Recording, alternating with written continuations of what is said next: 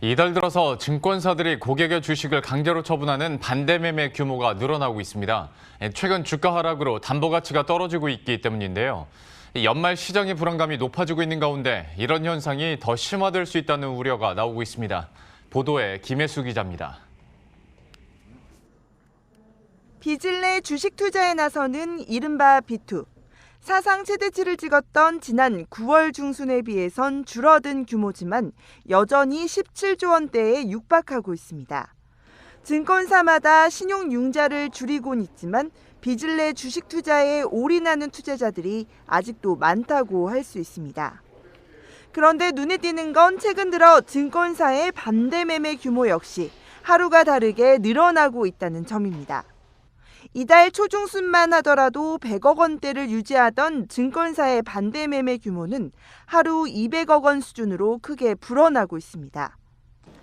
반대 매매는 투자자가 만기 때까지 돈을 갚지 못하거나 담보 가치가 일정 비율 아래로 떨어질 경우 증권사가 강제로 주식을 매도해 자금을 회수하는 것을 말합니다. 결국 이 규모가 늘어나고 있다는 건 돈을 갚지 못하는 투자자가 늘었거나 주가 하락으로 담보 가치가 떨어지는 현상이 보다 뚜렷해졌다는 의미로 해석할 수 있습니다. 풍부한 유동성 공급으로 인해서 주가가 꾸준하게 올랐고요. 이로 인해서 신용거래 잔고 융자가 역대 최고치를 경신해 왔습니다.